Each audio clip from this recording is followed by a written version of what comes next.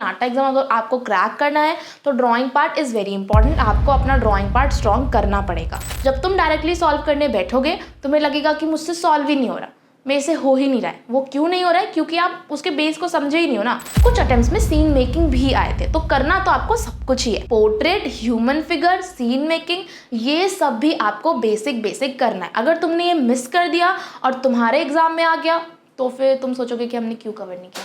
ठीक है, hello everyone, welcome back to sketch school of art and creativity. आज की वीडियो में हम बात करने वाले हैं नाटा एग्जाम के ड्राइंग सिलेबस की। नाटा का ब्रोशर आ चुका है। आई होप कि तुम सब ने हमारे चैनल पे जो ब्रोशर वीडियो है वो देख लिया होगा। तुम्हें सारी इंपॉर्टेंट इन्फॉर्मेशन मिल गई होगी, पता चल गई होगी। अब चलो, इन्फॉर्मेशन तुमने ले ली, पता चल गया तुम्हें सारी इन्फॉर्मेशन। अब बात आती है प्रिपरेशन की। आपको प्रिपेयर करना है ड्राइंग पार्ट के लिए और एप्टीट्यूड पार्ट के लिए, जो 2 सेक्शन आते हैं नाटा एग्जाम में। तो ड्राइंग पार्ट की प्रॉपर मैं आज की वीडियो में बात करने वाली हूँ कि क्या आता है, कितने क्वेश्चन आते हैं, किस तरीके से करना है, कौन कौन सी चीज़ें कवर करनी है, वो सब चीज़ें मैं तुम्हें आज की वीडियो में बताने वाली हूँ। तो without much introduction, let's start the video.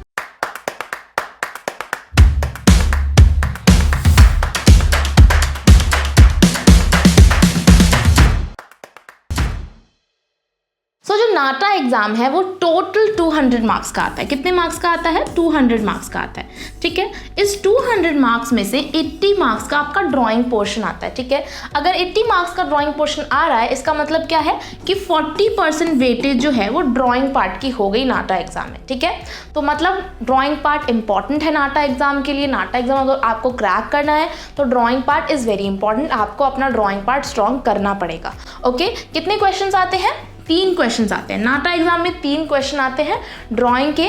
3 question आते हैं, 80 मार्क्स के आते हैं। टाइम कितना मिलता है? टाइम आपको मिलता है 1.5 आवर। ओके, 1.5 आवर का टाइम मिलता है, मतलब आपके पास 90 मिनट्स है ड्राइंग पार्ट को करने के लिए। उसमें तुम कितना भी लगा लो टाइम, मतलब फर्स्ट क्वेश्चन में, सेकंड क्वेश्चन में, थर्ड क्वेश्चन में, कितना भी आप टाइम दे दो, टोटल बस 90 मिनट यूज़ करना है। ठीक है, और mode you all know that offline होता है। आपको पेपर पे बनाना होता है। पेपर पे जो भी आप स्टेशनरी यूज़ करोगे उससे बनाना होता है। तो ये आपका बेसिक ओवरव्यू हो गया एग्जाम का। अब हम बात करते हैं कि ये जो 80 मार्क्स है और ये जो 3 क्वेश्चंस है, इसमें क्या है। यहाँ पे देखो, ये 3 क्वेश्चंस है जो आपको करने हैं नाटा एग्जाम के लिए। मतलब नाटा एग्जाम में ये 3 क्वेश्चंस आते हैं। ये जो वर्डिंग्स है ये प्रॉपर ब्रोशर की वर्डिंग है। ठीक है, इसमें मैंने कुछ भी चेंज नहीं किया, यही सेम वर्डिंग ब्रोशर में लिखी हुई है। ओके, तो सबसे पहला क्वेश्चन जो है वो डिजाइन क्वेश्चन है। मतलब क्या, उस ब्रोशर में ये लिखा हुआ है कलर एंड कलर वर्क। तो जो भी आपको मिलेगा उसमें आपको कलर करना है बेसिकली। ठीक है, तो मतलब इसमें बनाना क्या है, मेन क्या देते हैं वो। तो मेनली अगर हम लास्ट ईयर का पैटर्न देखें, लास्ट एंड लास्ट ईयर का, तो इसमें आपको कोई भी डिज़ाइन क्वेश्चन मिलेगा। ठीक है, आपको डिज़ाइन करना होगा, कुछ भी डिज़ाइन करने के लिए आ सकता है। जो मोस्ट ऑफ द टाइम आता है जैसे लोगो डिज़ाइन आ गया, साइनेज डिज़ाइन आ गया, 2D कॉम्पोजिशन, ये सारी चीज़ें। ठीक है, यहाँ पे लिखा भी हुआ है creating suitable composition for various situation and colouring them properly, rearranging various shape in visually appearing manner and colour it suitably. मतलब कुछ 2D शेप से 2D डिज़ाइन बनाना हो सकता है, 3D डिज़ाइन भी बनाना हो सकता है। तो कोई भी आपको डिज़ाइन करने के लिए आ सकता है। ये जो पहला क्वेश्चन है इसमें। ठीक है, अब आते हैं हम दूसरे क्वेश्चन पे। तो दूसरा क्वेश्चन जो है वो है आपका स्केचिंग एंड कॉम्पोजिशन। ठीक है, पहले क्वेश्चन में आप कलर कर सकते थे, दूसरे क्वेश्चन में आपको कलर नहीं करना है। दूसरे क्वेश्चन में ब्लैक एंड व्हाइट। ठीक है, ब्लैक एंड व्हाइट बनाना है। और पहला क्वेश्चन भी 25 मार्क्स का है और दूसरा क्वेश्चन भी 25 मार्क्स का है। ठीक है, तो ये दोनों प्रॉपर स्केचिंग के क्वेश्चंस है। ओके, ठीक है, तो जो दूसरा क्वेश्चन है उसमें क्या है? उसमें है कि आपको क्या ड्रॉ करना है। बेसिकली यहाँ पे लिखा हुआ है ability to draw, visualize, depict a situation involving buildings, its component, people, environment, products with an understanding of scale, proportion, texture, shade and shadow. ठीक है, यहाँ पे लिखा हुआ है कि बिल्डिंग बनानी है, ह्यूमन फिगर्स भी बनाने हैं, एलिमेंट्स, बहुत सारी चीज़ें लिखी हुई है, एनवायरनमेंट, प्रोडक्ट्स भी लिखा हुआ है, scale, proportions, texture, shade and shadow. तो मीन क्या है इसका कि सीन भी आ सकता है एंड ऑब्जेक्ट ड्राइंग्स भी आ सकती है, 3D कॉम्पोजिशन भी आ सकती है। बट मेनली जो हम लास्ट ईयर का पैटर्न देखें और लास्ट ईयर का पैटर्न देखें तो उसमें बहुत ज़्यादा अटेम्प्ट्स में 3D कॉम्पोजिशन आया था, कुछ अटेम्प्ट्स में सीन मेकिंग भी आए थे। तो करना तो आपको सब कुछ ही है। ओके, नाउ गाइस, लास्ट है आपका 3D कॉम्पोजिशन। इसमें क्या होता है, इसमें आपको मॉडल बनाना होता है। वो आपको कुछ शेप्स देंगे। ठीक है, इस तरीके के शेप्स है, ये हमारे इंस्टीट्यूट के बच्चों ने बनाए हैं, तो हम इस तरीके शेप्स प्रोवाइड करते हैं। तो नाटा एग्जाम में भी ऐसे ही शेप्स आपको मिलेंगे और इन शेप को आपको यूज़ करके एक इंटरेस्टिंग सा 3D मॉडल बनाना होगा, ठीक है। क्वेश्चन में जो भी चीज़ लिखा होगा उसके अकॉर्डिंग आपको 3D मॉडल बनाना होगा। सो नाउ इट्स क्लियर कि कितने क्वेश्चन आते हैं। First question design question, second question में आपको 3D कॉम्पोजिशन या सीन मेकिंग आ सकता है और थर्ड क्वेश्चन में आपको 3D मॉडलिंग आएगा पक्का। First question 25 marks, second question 25 marks and third question 30 marks का, ठीक है। तो सबसे ज़्यादा वेटेज थर्ड क्वेश्चन का है। सो गाइस बेसिक मैंने तुम्हें कितने क्वेश्चंस बताए हैं? मैंने बताया कि आपको फर्स्ट क्वेश्चन है उसमें क्या आ सकता है, उसमें से ये सारे के सारे डिज़ाइन क्वेश्चंस आ सकते हैं। Logo design, signage design, stamp design, mural design, backdrop, poster, T shirt, graphic, 2D composition. But इसमें ज़्यादा इंपॉर्टेंट कौन से होते हैं? लोगो, साइनेज, आपका 2D कॉम्पोजिशन, ये बहुत बार आता है, मतलब बहुत रिपीटेड क्वेश्चंस है। बाकी सारे भी आए हैं बट सबसे जो वेटेज है लास्ट ईयर और लास्ट ईयर में वो इन तीनों का है, लोगो, साइनेज और 2D कॉम्पोजिशन का। बट इस बार किस चीज़ का वेटेज ज़्यादा होने वाला है ये हमें नहीं पता, तो करने तो हमें सारे ही पड़ेंगे, ठीक है। बल्कि इससे अलग भी कोई डिज़ाइन करने के लिए आ सकता है। कई बार बुक कवर डिज़ाइन करने के लिए आ जाता है, कई बार कुछ और डिज़ाइन करने के लिए आ सकता है। तो मैं मेनली डिज़ाइन क्वेश्चन बोलती हूँ कि कुछ भी डिज़ाइन करने का है आप कर सको, ऐसा, ठीक है। जो आपका सेकंड क्वेश्चन था उसमें सीन मेकिंग या फिर 3D कॉम्पोजिशन आ सकता है ना, और लास्ट में 3D मॉडलिंग तो मैंने बताया है। ओके, अब देखो ये सब करने के लिए जितनी भी चीज़ें मैंने यहाँ बताई है कि लोगो बनाना है, साइनेज बनाना है और ये सारे डिज़ाइन क्वेश्चन करने हैं या फिर सीन मेकिंग बनाना है, 3D कॉम्पोजिशन करना है, 3D मॉडलिंग करनी है, तो इन सब के लिए आप कवर क्या करना है? ऐसा तो नहीं है कि तुम डायरेक्टली मॉडलिंग बनाने लगोगे या फिर तुम डायरेक्टली लोगो बनाने लगोगे, तुम डायरेक्टली साइनेज बनाने लगोगे। नहीं, पहले आपको उनके कोर टॉपिक्स को कवर करना है, ठीक है। आप डायरेक्टली नहीं कर सकते ये सारे क्वेश्चन को सॉल्व। जब तुम डायरेक्टली सॉल्व करने बैठोगे तुम्हें लगेगा कि मुझसे सॉल्व ही नहीं हो रहा, मेरे से हो ही नहीं रहा है। वो क्यों नहीं हो रहा है? क्योंकि आप उसके बेस को समझे ही नहीं हो ना।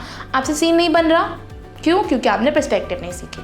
आपसे डिज़ाइन क्वेश्चंस अच्छे नहीं बन रहे हैं, क्यों? क्योंकि आपने design, how to design things नहीं सीखा, आपने डिज़ाइन प्रिंसिपल्स को नहीं समझा, आपने कलर साइकोलॉजी, कलर थीम को नहीं समझा, इसीलिए ये सारी क्वेश्चंस आपसे नहीं हो रहे।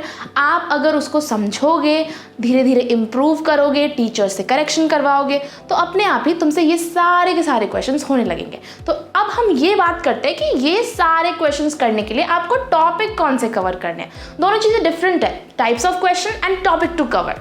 ओके, देखो मेन आपको क्या क्या कवर करना है। सबसे पहले यहाँ पे मैंने लिखा है पोर्ट्रेट आपको कवर करना है, ह्यूमन फिगर आपको कवर करना है, ठीक है। Perspective most important topic, most important क्योंकि बहुत आता है, ठीक है, तो सबसे ज़्यादा इंपॉर्टेंट हो गया। ओके, उसके बाद आपको डिज़ाइन प्रिंसिपल कवर करना है, क्योंकि मैंने कहा कि डिज़ाइन करनी है चीज़ें, तो डिज़ाइन करने के लिए डिज़ाइन प्रिंसिपल नहीं आएगा तो कैसे कवर करोगे, ठीक है। उसके अलावा आपको कवर करना है कलर थ्योरी कर लोगे कवर तो भी आपके डिज़ाइन क्वेश्चन में आपको हेल्प मिलेगी, ठीक है। एंड उसके अलावा लोगो डिज़ाइन, साइनेज डिज़ाइन, मतलब ये बेसिक आपको सीखना है डिज़ाइन करना, ठीक है। तो ये करने के बाद आप बाकी चीज़ें भी डिज़ाइन कर पाओगे ईजिली। लोगो साइनेज बेसिक कर लिया, उसके बाद तुम म्यूरल भी कर पाओगे, तुम बाकी अदर भी कर पाओगे अगर तुमने ये सब कर लिया, लोगो कर लिया, साइनेज कर लिया, डिज़ाइन प्रिंसिपल कर लिया, कलर थ्योरी कर ली, तो ईजिली आप सारे डिज़ाइन क्वेश्चन सॉल्व कर पाओगे। ओके, नाउ तुम सोच रहे होगे कि मैंने पोर्ट्रेट लिखा है और ह्यूमन फिगर लिखा है, तो पोर्ट्रेट और ह्यूमन फिगर मैंने क्यों लिखा है? हमारे जो आगे हमने क्वेश्चन देखा था उसमें पोर्ट्रेट और ह्यूमन फिगर तो था ही नहीं। गाइस, पोर्ट्रेट और ह्यूमन फिगर आपको डायरेक्टली बनाने के लिए नहीं आ रहा है, बट तुम्हें सीन मेकिंग में तो बनाना होगा। और मैं एक बात बताती हूँ, नाटा एग्ज़ाम ना बहुत अनप्रेडिक्टेबल है। मतलब अगर तुम जिन बच्चों ने नाटा एग्ज़ाम दिया है उनसे बात करोगे, मैंने बहुत सारे बच्चों से बात करी है जो लास्ट ईयर जिन्होंने दिया, जो हमारे इंस्टीट्यूट में थे, लास्ट ईयर जो बच्चों ने दिया एग्ज़ाम, सबसे मैंने बात करी, तो इतने अनप्रेडिक्टेबल क्वेश्चंस आते हैं ना। मतलब उन्होंने पहले तो लिख के दिया है कि बिल्डिंग्स कैप्चर करना है और ह्यूमंस और सब कुछ, फिर आप 3D कॉम्पोजिशन दे रहे हो, है ना, प्रॉपर बहुत सारे टाइम में 3D कॉम्पोजिशन, तो अब बच्चे को लगता है कि 3D ही आएगा तो मैं तो सीन मेकिंग करूँ ही ना, मैं छोड़ दूँ उसे, है ना, कुछ नहीं होगा। बट जो छोड़ के जा रहा है उसके एग्जाम में सीन मेकिंग ही आ रही है, और अगर तुम सीन मेकिंग बनाओगे तो ह्यूमंस तो बनाने ही पड़ेंगे, है ना, सीन मेकिंग बनाओगे थोड़े से फेसेस तो बनाने ही पड़ेंगे। बल्कि कुछ क्वेश्चंस तो ऐसे आ रहे हैं कि उसमें बोला जा रहा है कि हैंड बनाओ, सिंपली लेफ्ट डायरेक्शन में एक हैंड है, फिंगर लेफ्ट डायरेक्शन में, प्रॉपर क्वेश्चन में लिखा हुआ है ये बनाओ। तो मतलब कि सारी चीज़ें इंपॉर्टेंट है, बट जो रिपीटेड क्वेश्चंस है उस पर हमें ज़्यादा फोकस करना है। जैसे कि हमें 3D कॉम्पोजिशन पे सबसे ज़्यादा फोकस करना है, क्योंकि वो तो आने के बहुत चांसेस है ना, क्योंकि वो मोस्ट ऑफ द अटेम्प्ट्स में आ रहे हैं, है ना। उसके अलावा हमें डिज़ाइन कैसे करना है उस पर ज़्यादा फोकस करना है। But portrait, human figure, scene making, ये सब भी आपको बेसिक करना है। अगर तुमने ये मिस कर दिया और तुम्हारे एग्जाम में आ गया तो फिर तुम सोचोगे कि हमने क्यों कवर नहीं किया। ठीक है, चलो अब एक एक करके समझते हैं कि हर टॉपिक में कवर क्या करना है, क्या होता है, कैसे कवर करना है। ठीक है, तो सबसे पहले let's start with portrait and human figure. जैसा मैंने कहा कि बहुत डिटेल में नहीं करना है, कितना करना है कि आप सीन मेकिंग में बना सको। ठीक है, कोई सीन आए बनाने के लिए तो उसमें आप ह्यूमंस ऐड कर सको। ठीक है, प्रॉपर अलग से नहीं आता है ह्यूमन फिगर का क्वेश्चन, बट सीन में आपको बनाना पड़ेगा, सीन में आपको फेसेस बनाने पड़ेंगे। तो बेसिक प्रपोर्शंस कि प्रपोर्शन क्या है ह्यूमन बॉडी का। ठीक है, बॉडी स्ट्रक्चर किस तरीके से मूव होता है। ठीक है, थोड़ा बहुत आप रेफरेंस से प्रैक्टिस कर सकते हो डेली लाइफ फिगर्स, ताकि सीन में तुम बना सको। ठीक है, और मतलब बेसिक ये है कि आपको अपना फाउंडेशन स्ट्रॉन्ग करना है, जिससे कि तुम ह्यूमन और फेसेस बना सको अपने सीन मेकिंग में, या फिर अगर बाय चांस क्वेश्चन आ गया तो उसके लिए। ठीक है, और इसको हमें सीखना क्यों है? सीन मेकिंग में आपको बनाना है क्या? ह्यूमंस को। ठीक है, सीन मेकिंग में आपको ह्यूमंस को बनाना है, इसीलिए आप ह्यूमंस सीख रहे हो और पोर्ट्रेट। बल्कि पोर्ट्रेट एक बार को चलो एटलीस्ट फ्रंट फेस सीख लो, बट ह्यूमन फिगर अच्छे से सीख लो। ठीक है, क्योंकि ह्यूमन फिगर आ सकता है, बहुत चांसेस है। ह्यूमन फिगर सिर्फ इसमें ही नहीं, आपको ह्यूमन फिगर म्यूरल डिज़ाइन में भी बनाने को आ सकता है ना। अगर वो बोल रहे हैं कि एक म्यूरल बनाना है, ऑब्वियसली अगर तुम म्यूरल में प्रॉपर रियलिस्टिक म्यूरल बनाना चाहते हो तो रियलिस्टिक म्यूरल बनाने में तो तुम्हें ह्यूमंस डालने ही पड़ेंगे। अगर तुम नहीं डालोगे तो उतना अच्छा इम्पैक्ट नहीं आएगा। ठीक है, तो इसीलिए ह्यूमन फिगर एंड पोर्ट्रेट भी इम्पॉर्टेंट। ओके, आगे चलते हैं। अब नेक्स्ट आता है जो मैंने बताया ह्यूमन फिगर पोर्ट्रेट के बाद बहुत इंपॉर्टेंट, दैट इज पर्सपेक्टिव। ठीक है, और पर्सपेक्टिव करने के बाद हम दोनों ही क्वेश्चन सॉल्व कर सकते हैं, 3D कॉम्पोजिशन का और सीन मेकिंग का। देखो, एक कोर टॉपिक है पर्सपेक्टिव। अब पर्सपेक्टिव का मतलब क्या होता है कि जो भी मैं देख पा रही हूँ, चाहे वो ऑब्जेक्ट चाहे वो सीन, उसे हम बना सकें। ठीक है, अगर आप ऑब्जेक्ट्स बना रहे हो तो वो 3D कॉम्पोजिशन हो गया, अगर आप प्रॉपर सीन कैप्चर कर रहे हो तो वो सीन मेकिंग हो गया। ठीक है, तो दोनों का कोर जो है वो पर्सपेक्टिव ही है, तो पर्सपेक्टिव ही हमें कवर करना है। ओके, पर्सपेक्टिव कर लोगे तुम्हारे बहुत अच्छे मार्क्स आ जाएंगे। पर्सपेक्टिव सबसे इंपॉर्टेंट है, अगर तुमने पर्सपेक्टिव मिस कर दिया तो तुम बहुत कुछ मिस कर दोगे एग्जाम के लिए। बहुत ज़रूरी है पर्सपेक्टिव स्केचिंग को कवर करना। ठीक है, अब जो 3D कॉम्पोजिशन का क्वेश्चन होता है ना, वो हमें इमेजिनेशन से बनाना होता है एग्जाम में, है ना। तो देखो, कोई भी आ सकता है। ये जो मैंने दो क्वेश्चन लगाए हैं यहाँ पे, question number 1 and question number 2, ये दोनों ही जो है वो PYQ है। ठीक है, और एक मैंने शुरू में क्वेश्चन दिखाया था, तुम्हें फोटो दिखाई थी, शीट पे थी, दिस वन, ये भी आपका PYQ है। ठीक है, तो इन तीनों में तुम क्या देख सकते हो? इन तीनों में आप देख सकते हो कि कुछ ऑब्जेक्ट दिया गया, उसको अरेंज करना है ना। क्वेश्चन में कुछ इस तरीके से बताया गया। इसमें बोला गया था कि आपको क्या करना है, कुछ टायर्स है वो एक दूसरे के ऊपर स्टैक करने हैं, 3 horizontally and 3 vertically. So we can see 3 horizontal tiers and 3 vertical tiers. ठीक है, और ये रैंडम नहीं बनाया गया। अगर तुम इसे रैंडम बनाओगे तो कौन सा साइड विजिबल करना है, कौन सा साइड नहीं विजिबल करना है, ये आपको नहीं पता चलेगा। ठीक है, तो इसीलिए इंपॉर्टेंट क्या है? इंपॉर्टेंट है पर्सपेक्टिव सीखना। पर्सपेक्टिव सीख लोगे तो अरेंजमेंट बहुत अच्छे से कर पाओगे, है ना। बिना पर्सपेक्टिव के वो लगेगा रैंडम बनाया, कुछ भी बनाया है। ठीक है, बल्कि मैंने बहुत बार ऐसा देखा है कि बहुत सारे बच्चे होते हैं जिनकी प्रेजेंटेशन अच्छी होती है, वो ग्रेफाइट रेंडरिंग अच्छी करते हैं या फिर मैकेनिकल पेंसिल भी रेंडरिंग अच्छी कर लेते हैं, क्योंकि वो बनाते रहते हैं ड्राइंग, है ना। बट क्योंकि उन्हें पर्सपेक्टिव नहीं आता, उन्हें नहीं पता कि 3D कॉम्पोजिशन कैसे बनाना है 1 पॉइंट 2 पॉइंट मल्टी पॉइंट में, तो फिर इसीलिए उनके स्केचेस अच्छे नहीं बनते। तो देखो क्या क्या चीज़ें इंपॉर्टेंट होती है एक अच्छे 3D कॉम्पोजिशन के लिए। एक तो तुम देख सकते हो प्रॉपर यहाँ पे पर्सपेक्टिव लाइंस जा रही हैं, है ना। पर्सपेक्टिव इंपॉर्टेंट होता है, प्रेजेंटेशन इंपॉर्टेंट होता है, बैलेंस इंपॉर्टेंट होता है। ओके, आप कितना अच्छे से अरेंजमेंट कर सकते हो चीज़ों का साथ में। ओके, कितना अच्छा आप बैलेंस कर सकते हो कॉम्पोजिशन को, ये सारी चीज़ें 3D कॉम्पोजिशन में इंपॉर्टेंट होती है और यही सब तुम्हें सीखनी है। ठीक है, सिर्फ बनाने पे फोकस मत करो कि मैंने ऑब्जेक्ट बना दिया, नहीं, वो सही लग भी रहा है शीट पे, वो बैलेंस है भी शीट पे, ये सारी चीज़ें भी करो वरना नहीं मिलेंगे मार्क्स। ओके, फिर उसके बाद जो हमारा नेक्स्ट टाइप आता है दैट इज सीन मेकिंग। और सीन मेकिंग मैंने तुम्हें बताया कि सीन मेकिंग भी कवर करना है, सीन मेकिंग भी आ सकता है आपके एग्जाम में, उसे छोड़ना नहीं। ठीक है, तो यहाँ पे देखो 2 सीन मेकिंग है, एक मैंने इंटीरियर का लगाया है, एक एक्सटीरियर का लगाया है। तो इंटीरियर भी आते हैं, एक्सटीरियर भी आते हैं, है ना। कुछ एग्जाम्स में एक बार ये आया था कि एक एग्जीबिशन हॉल बनाना है PYQ में, कि एक एग्जीबिशन हॉल बनाना है। ठीक है, ये क्वेश्चन आया था, आप उसके अंदर गए, बहुत सारे स्कल्पचर रखे हुए हैं और आपको वो बनाना है। ठीक है, बल्कि एक्सटीरियर भी आया कई बार कि एक स्ट्रीट का व्यू बनाओ, ओके, तो कुछ भी आ सकता है। तो सिंपल तुम्हें 1.2 पॉइंट में सीन मेकिंग भी आनी चाहिए एंड साथ में उसमें ह्यूमन प्लेसमेंट, ये सब चीज़ें आनी चाहिए। तो देखो मेन स्ट्रैटेजी तुम्हारी क्या रहनी चाहिए कि कवर आपको बेसिक सब करना है। जो प्रैक्टिस ज़्यादा करनी है वो उन क्वेश्चंस की करनी है जो बहुत रिपीटेड है। बल्कि अगर तुम चाहते हो कि मैं तुम्हें एक प्रॉपर वीडियो बना के दूँ कि कौन से क्वेश्चन कितने रिपीटेड है नाटा एग्ज़ाम में, कौन से क्वेश्चंस आ रहे हैं, मतलब प्रॉपर जो प्रीवियस ईयर PYQs है वो दिखाऊँ, उसके सोल्यूशन दिखाऊँ, अगर तुम चाहते हो कि मैं इस चीज़ से वीडियो बनाऊँ तो मुझे कमेंट सेक्शन में ज़रूर लिख के बताना, I will try to make, okay. उससे तुम लोग को बहुत अच्छे समझ आएगा कि कैसे क्वेश्चन आते हैं, कौन से क्वेश्चन कितने रिपीट हो रहे हैं ना। बल्कि बहुत बार ऐसा भी होता है कि एक क्वेश्चन जो है वो इस ईयर भी आया और अगले ईयर भी आएगा, है ना। लास्ट ईयर बहुत हुआ था कि पिछले ईयर का क्वेश्चन रिपीट हो रहा था, तो ऐसे भी होता है, ओके। तो हमारा मेन फोकस यही होना चाहिए, ठीक है। एंड गाइस सिर्फ टॉपिक को कवर मत करो, उसको इम्प्रूव करो, उसको अच्छा करो। गाइस नाटा एग्जाम जो है ना वो बहुत अनप्रिडिक्टेबल है, जैसे मैंने तुम्हें बताया भी कि कभी भी कुछ भी चेंज हो जाता है ना, बहुत क्वेश्चन पैटर्न चेंज होते रहते हैं। लेकिन लास्ट ईयर और लास्ट टू लास्ट ईयर जो भी चीज़ें, जो भी पैटर्न्स चला, उसकी वजह से अब हमें क्लियर है कि हाँ बच्चों को कैसे प्रिपेयर करवाना है। एंड होपफुली इस बार भी ऐसा ही पैटर्न है, तो उसी स्ट्रैटेजी से हम लोग प्रिपेयर करवाएंगे बच्चों को, जिससे कि उनके अच्छे मार्क्स आने के ऑब्वियसली चांसेस है। तो if you want to join, मतलब अगर तुम अच्छे से हमारे साथ प्रिपेयर करना चाहते हो, SSC के साथ प्रिपेयर करना चाहते हो, गाइडेंस के साथ, मैं अपनी सारी वीडियो में बोलती हूँ कि drawing part is not only for syllabus, it for improvement. Improve करना है आपको गाइडेंस के साथ, अपने आप को जहाँ पर हो उससे ऊपर लेवल पर लेके जाना है, ठीक है। तो उसके लिए तुम ज्वाइन कर सकते हो। ज्वाइन करने के लिए डायरेक्टली बिल्कुल ज्वाइन नहीं करना, बल्कि बोलने से क्या होता है, बोलने से तो कुछ नहीं होता, आपको डेमो क्लास में आना पड़ेगा, ठीक है।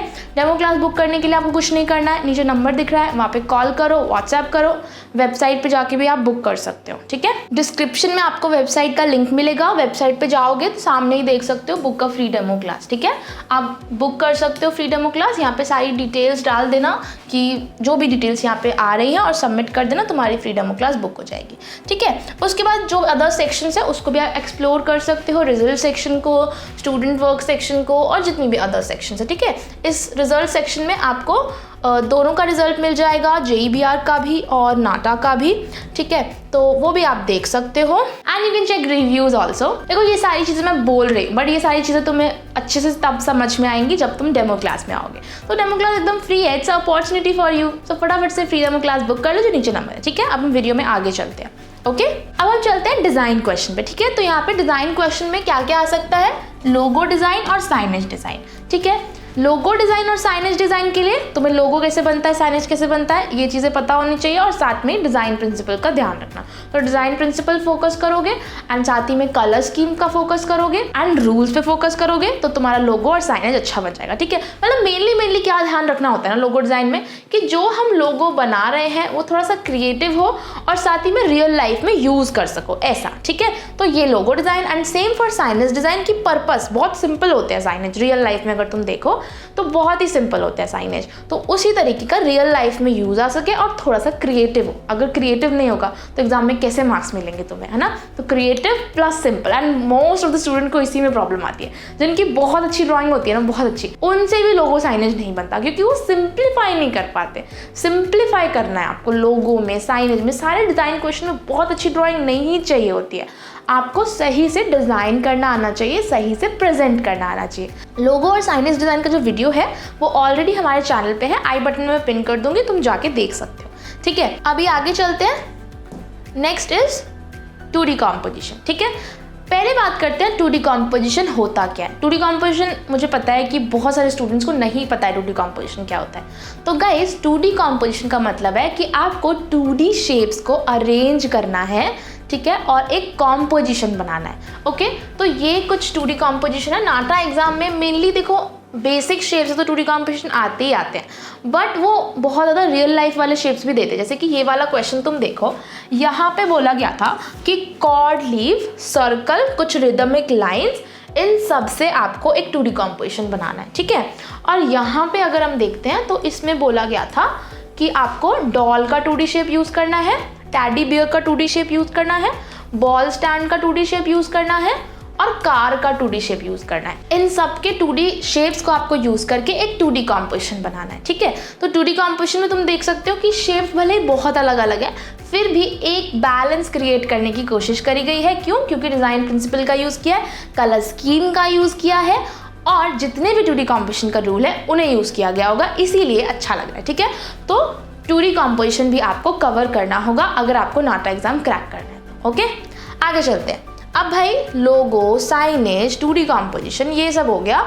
नेक्स्ट आता है हमारा अदर डिज़ाइन क्वेश्चन, कि कुछ भी डिज़ाइन करने के लिए आ सकता है। क्या क्या लगाया है यहाँ पे मैंने, देखो स्टैम्प डिज़ाइन आ सकता है, आपको सिंपली पोस्टर डिज़ाइन करने के लिए आ सकता है, ओके, आपको म्यूरल डिज़ाइन करने के लिए आ सकता है, आपको साइनेज डिज़ाइन करने के लिए आ सकता है, लोगो डिज़ाइन करने के लिए आ सकता है, टी शर्ट डिज़ाइन करने के लिए आ सकता है, बुक डिज़ाइन करने के लिए आ सकता है, कोई 2D ग्राफिक डिज़ाइन करने के लिए आ सकता है। मतलब मल्टीपल क्वेश्चंस है। अगर तुम PYQ देखोगे तो बहुत ही सारे क्वेश्चंस आए हुए हैं। तो अब हम मल्टीपल क्वेश्चन तो प्रिपेयर नहीं करेंगे कि टी शर्ट कैसे डिज़ाइन करते हैं, या फिर पोस्टर कैसे डिज़ाइन करते हैं, या फिर ये डिज़ाइन कैसे करते हैं, ये डिज़ाइन कैसे करते हैं। तो हम कर क्या सकते हैं, हम सिंपली ये कर सकते हैं कि हाउ टू डिज़ाइन एनीथिंग। कुछ भी अगर डिज़ाइन करना है तो किन चीज़ों का ध्यान रखें, ठीक है। डिज़ाइन प्रिंसिपल्स को सीखेंगे, उसके ही हिसाब से सारी चीज़ें डिज़ाइन करेंगे, है ना। एलिमेंट्स को सीखेंगे, किन एलिमेंट्स को ऐड कर सकते हैं, कलर साइकोलॉजी को सीखेंगे, कलर थ्योरी को सीखेंगे, जिससे कि आप इजीली कुछ भी डिज़ाइन कर सकते हो। और बताए जो डिज़ाइन वाली चीज़ें होती है ना, वो सिर्फ और सिर्फ टॉपिक को पढ़ के नहीं कर सकते आप। इसीलिए मैं क्या करवाती हूँ क्लास में, बच्चों से एक्टिविटीज़ करवाती हूँ कि हम ग्रुप बनाते हैं बच्चों का, और वो सारे बच्चे एक बार क्लास में टॉपिक हो गया कि ऐसे करना है, उसके बाद वो ग्रुप में एक टीम में डिज़ाइन करते हैं।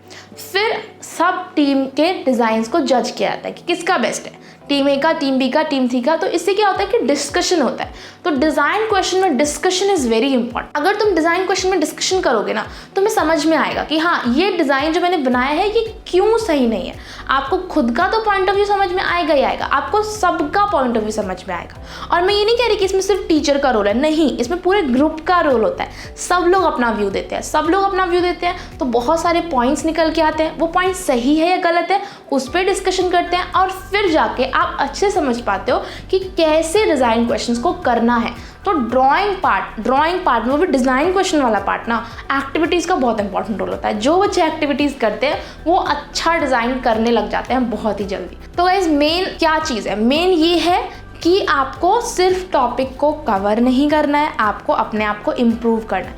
रियल लाइफ में जो चीज़ें बनती है ना, लोगो जैसे रियल लाइफ में बनता है वैसा, पोस्टर जैसे रियल लाइफ में बनता है वैसा, उन सब चीज़ों को स्टडी करना है। वो क्या इम्प्लीमेंट हो सकता है, नहीं हो सकता है, उन सब चीज़ों को भी ध्यान रखो और फिर अप्लाई करो, ठीक है। तो फिर हो सकता है। देखो बात ये है कि अगर तुम ये सारी चीज़ें करोगे ना, जो मैं बोल रही हूँ कि तुम क्लासेस अटेंड करोगे, तुम एक्टिविटीज़ करोगे, तुम जो काम मिलता है क्लास में वो करोगे, उसे इम्प्रूव करोगे, डिस्कशंस करोगे, तो क्यों नहीं होगा तुम्हारा एग्ज़ाम क्रैक। जब तुम इतनी सारी चीज़ें करोगे, जब तुम्हें पता होगा, तुम्हारा अगर एग्जामिनर है वो क्या देखता है स्केचेस में, यही सारी चीज़ें देखता है कि डिज़ाइन ठीक है कि नहीं, डिज़ाइन प्रिंसिपल लगाए कि नहीं, कलर थीम लगाए कि नहीं, रियल लाइफ में इम्प्लीमेंट हो सकता है कि नहीं, यही सब तो देखते हैं। और अगर आपने ये सब कर लिया तो तुम्हारा एग्ज़ाम क्रैक हो जाएगा भाई। तो ये सारी चीज़ें करके आप कर सकते हो, और ये सारी चीज़ें तुम्हें करनी है तो क्या करना पड़ेगा, डेमो क्लास में आओ, नीचे नंबर है, वहाँ पर कॉल व्हाट्सएप कर लो, ठीक है। और वेबसाइट से भी कर सकते हैं। आगे चलते हैं। लास्ट क्वेश्चन है ये जो अब मैं बता रही हूँ, 3D मॉडलिंग। ओके, तो जो 3D मॉडलिंग वाला क्वेश्चन है ये आपका 30 मार्क्स का होता है, मैंने बताया, पर बहुत ज़्यादा टाइम नहीं लेते एग्जाम में। मतलब जिन बच्चों को आता है वो 15-20 मिनट में कर लेता है, बल्कि 20 भी मैंने ज़्यादा बोल दिया, उनका 15 मिनट में हो ही जाता है ना। इतना ये ईजी होता है अगर तुम्हें आता है, अगर तुमने पढ़ा है कि कैसे 3D मॉडलिंग को करना होता है, ठीक है। तो 3D मॉडलिंग में कुछ इस तरीके के शेप्स मिलते हैं, उस शेप्स से आपको कोई भी एक क्वेश्चन आ सकता है कि अपने 3D मॉडल के थ्रू सिमेट्री दिखाओ, या फिर अपने 3D मॉडल के थ्रू एसिमेट्री दिखाओ, बैलेंस दिखाओ, कोई भी डिज़ाइन प्रिंसिपल या कोई अलग चीज़ भी आपको शो करने के लिए बोला जा सकता है, ठीक है। और इस शेप्स को यूज़ करके आपको वो शो करना है। ये जो 3D मॉडलिंग किट है ये हम अपने इंस्टीट्यूट में बच्चों को देते हैं। उन शेप से वो उस शेप्स को बहुत बार मल्टीपल टाइम यूज़ कर सकते हो, और जब तुम इतनी सारी प्रैक्टिस कर लेते हो तो ऑब्वियसली एग्जाम में तुम्हें पता रहता है कि कैसे बनाना है, और तुम एग्जाम में भी बना लेते हो। ओके, तो मैंने जितनी भी चीज़ें बताई हैं आज के सिलेबस वीडियो में, वो क्या बताई हैं कि कौन से क्वेश्चंस आते हैं, कौन से टॉपिक आपको कवर करने हैं और थोड़ा बहुत कि किस तरीके से कवर करना है। तो बहुत ही इंपॉर्टेंट चीज़ें मैंने बता दी हैं, तो इन सबको इम्प्लीमेंट ज़रूर कर लेना, लिख लेना, नोट डाउन कर लेना। जो वीडियोस चैनल पे है उससे भी आप पढ़ सकते हो, और अच्छे से पढ़ना चाहते हो, प्रॉपर प्रिपेयर करना चाहते हो तो फिर तुम ज्वाइन कर सकते हो, ठीक है। अगर तुम्हें लगता है कि ये वीडियो तुम्हारे लिए बेनिफिशियल है तो भाई चैनल को सब्सक्राइब ज़रूर कर लो और वीडियो को लाइक भी ज़रूर कर देना। ये सारी वीडियोस तुम्हें ही गाइड करने के लिए मैं बना रही हूँ, तो अगर तुम सब्सक्राइब करोगे चैनल को तो जितनी भी वीडियोस मैं डालूंगी आपको नोटिफिकेशन मिलेगा, ओके। और मैं बहुत सारी यूज़फुल वीडियोस आगे बनाने वाली हूँ, इसलिए चैनल को सब्सक्राइब करना बिल्कुल मत भूलना, ठीक है। एंड हाइप भी ज़रूर कर देना, ओके।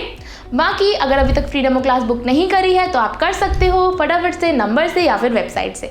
अभी हम मिलेंगे नेक्स्ट वीडियो में, तब तक के लिए बाय।